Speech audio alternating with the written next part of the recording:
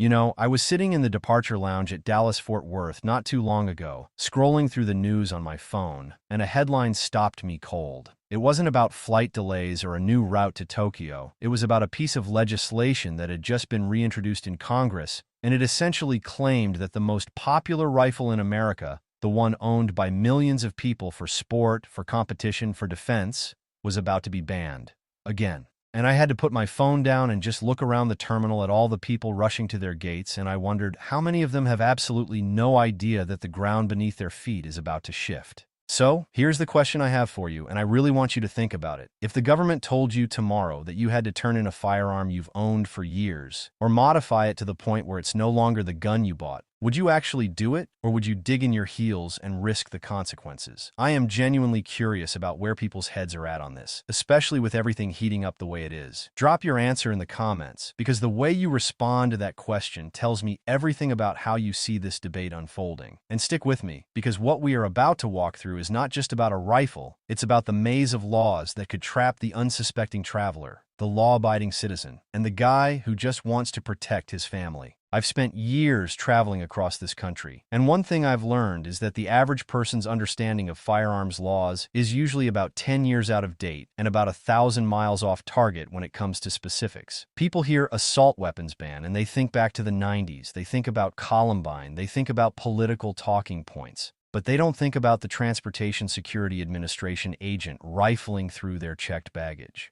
They don't think about the state trooper on the side of the highway in a state they're just passing through. And they definitely don't think about the fact that the definition of common is changing right under our noses. Let's talk about the rifle itself for a moment, because we have to establish what we're even arguing about. The AR-15 style platform is the firearm at the center of this storm. And I call it a platform because that's really what it is. It's the Honda Civic of the gun world. You can dress it up, you can modify it, you can make it a race gun or a ranch gun. It is lightweight, it is ergonomic, it is easy to shoot for a person of average size and strength. It is not some exotic military-only hardware. It is a semi-automatic rifle, meaning you pull the trigger once, one bullet comes out. The same mechanical function as millions of hunting rifles that have been in gun cabinets for a century. But here is where the disconnect happens.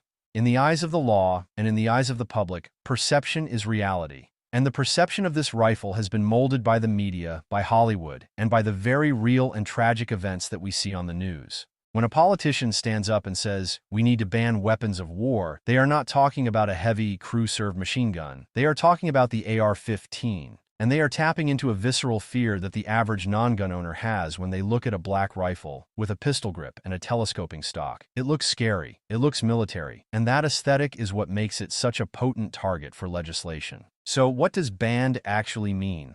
This is where I need you to pay close attention, because this is the part that travelers and gun owners mess up constantly. A ban is rarely a simple, turn them all in tomorrow scenario. That's the boogeyman version. The political reality is that a federal ban would almost certainly have to be structured like the 1994 ban, which is the only real template we have. That ban, officially the Public Safety and Recreational Firearms Use Protection Act, didn't ban all rifles. It targeted specific features. It was a ban on what they called semi-automatic assault weapons, defined by a confusing checklist of cosmetic features. If you had a detachable magazine and one evil feature, like a pistol grip, a flash suppressor, or a folding stock, your gun was suddenly contraband. It created a weird world where functionally identical rifles were either perfectly legal or totally illegal, based on whether they had a bayonet lug. And I'm not joking about that. The presence of a lug designed to mount a bayonet was a deciding factor in whether a rifle was considered a dangerous assault weapon or just a hunting rifle. That is the level of arbitrary nonsense we are dealing with. Now, imagine you are traveling. You're driving from a free state like Texas, where the AR-15 is as common as pickup trucks, to visit family in New York. You decide to bring your rifle because you're going to go shooting with a buddy upstate. You think, I'm a lawful citizen. I have no criminal record. I'm just transporting a firearm. And you cross the line into a state with its own assault weapons ban. Suddenly, the rifle you have legally owned for a decade is a felony. You are now in possession of a prohibited item, and the cop who pulls you over for speeding doesn't care about your intent. He sees a black rifle with a pistol grip and a magazine that holds more than 10 rounds, and you are going to jail. Your life changes in that moment, not because you did anything wrong in your home state, but because you crossed an invisible line on a map. This is the reality of the current patchwork of laws, and it would only get worse with a federal ban. The confusion would be immense. The 1994 ban had a massive loophole. It grandfathered in all the guns that were legally owned before the ban took effect. So if you bought your AR-15 on September 12, 1994, you were a criminal. If you bought it on September 12, 1993, you were fine. You just couldn't sell it or transfer it easily. That created a two-tiered system of citizens: the haves with pre-ban guns, and the have-nots who could only buy neutered, featureless versions. And let's be real about the behavior of the average gun owner. When the talk of a ban heats up, what happens? Panic buying. I've seen it. We all saw it during the Obama years, during COVID, during every election cycle where gun control is on the ballot. People go out and buy lowers, they buy parts kits, they buy magazines by the case. The market goes insane. And the irony is that the threat of a ban actually increases the number of these firearms in circulation. The ATF tracks these numbers. There are over 20 million AR-15s in private hands in the United States today. That number is not going down, it's going up. So you have to ask yourself, how do you effectively ban something that is owned by 1 in every 16 people? How do you go and collect them? The logistical, political, and constitutional nightmare is staggering. The TSA has its own set of rules, obviously, for flying with firearms, and they are very strict. Unloaded in a hard-sided locked case declared at the check-in counter. Ammunition has to be in the original packaging or in a container specifically made for ammunition. You cannot just throw loose rounds in a bag. I've watched people get pulled out of line, miss their flights, and get hit with federal charges because they forgot they had a box of 9mm in their carry-on. And those people are the canaries in the coal mine. They are the example of how the system deals with people who violate the rules, even accidentally. But a ban changes the TSA's job completely. Right now, they are looking for weapons that are prohibited in the cabin, but they generally defer to state law on checked baggage. They care about the box being locked, not necessarily the model of the gun. Under a federal ban, a TSA agent screening checked bags would have to be an expert on what constitutes an assault weapon. Is that a pistol grip or just a standard stock? Does that flash hider meet the definition? That barrel is 16 inches, but does it have a threaded muzzle? You are asking a federal employee making $40,000 a year to make legal determinations that would stump most lawyers. And if they make a mistake and a gun gets through that is technically banned, and that gun is later used in a crime,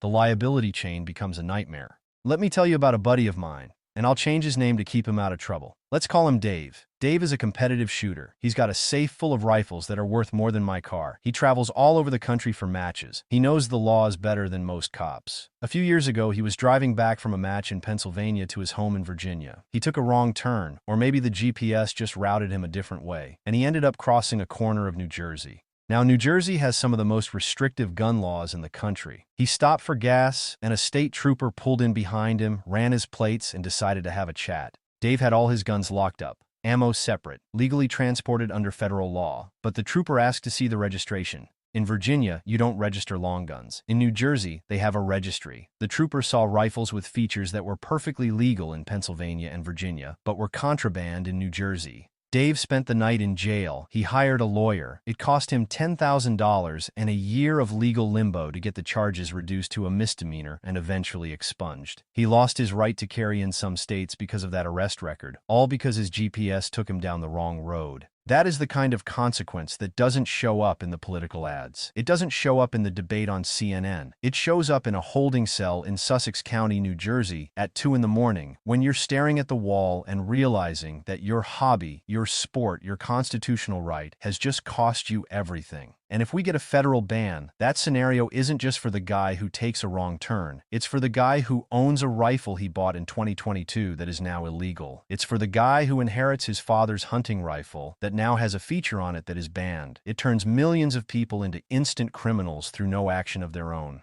The lawmakers who push these bans often frame it as a public safety measure. They talk about the streets being awash with military-grade weaponry. And look, I'm not naive. These guns have been used in terrible, high-profile mass shootings. That is a fact. And the emotional response to those tragedies is powerful and understandable. But the law doesn't operate on emotion. It operates on definitions. And the definitions in these bills are so broad that they often catch guns that nobody is worried about. I remember reading the text of one proposed ban that defined a semi-automatic assault weapon in a way that could have included a standard hunting rifle with a wooden stock that had a pistol grip. It was so poorly written that it would have banned guns that have been used for deer hunting for generations. And then you have the magazine capacity limits. 10 rounds.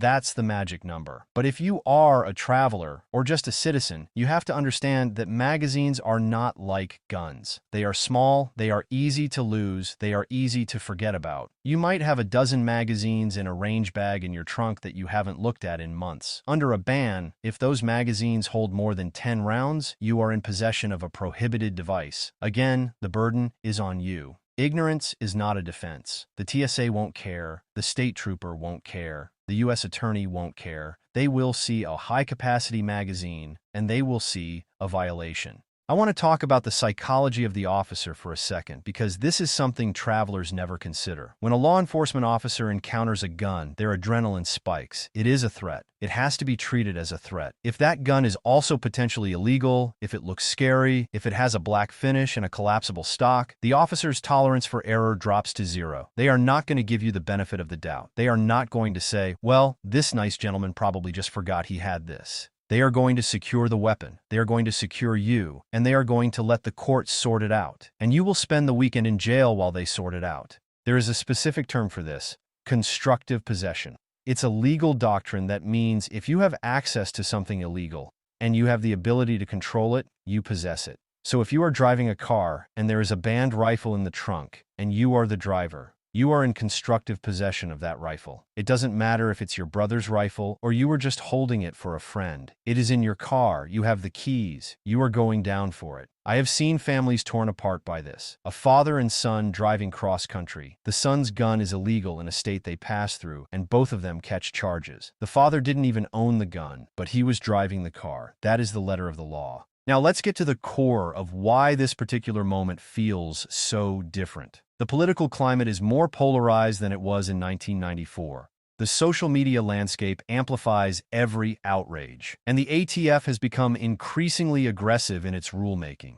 They are not just waiting for Congress anymore. They are reinterpreting existing laws to ban things like stabilizing braces, which are accessories that make pistols easier to shoot accurately. They are going after forced reset triggers. They are tightening the screws through regulatory action, which doesn't require a vote in Congress. So the ban we are talking about might not come as one sweeping law. It might come as a series of small, bureaucratic cuts that collectively bleed the industry dry and make ownership so confusing and risky that people just give up. And that is the goal for some. I've spoken to activists on both sides, and the honest ones on the gun control side will tell you that the goal isn't just to ban scary rifles. The goal is to change the culture, to make gun ownership so burdensome, so expensive, and so legally dangerous that the average person decides it's not worth it. They want to litigate us into submission. They want the paperwork to be so onerous, the fees so high, the storage requirements so strict that the hobby dies out naturally. It's a war of attrition. For the traveler, for the sportsman, this creates a constant state of paranoia. You have to be a legal scholar just to go to a shooting range in another state. You have to memorize the reciprocity laws, the magazine limits, the banned features lists, the registration requirements. And these laws change. What was legal last year might be illegal this year. I've had to throw away magazines because a state I was passing through changed its laws while I was on the road. That's a real cost. That's real money out of my pocket because the legislature in some state I don't even live in decided to make a political statement.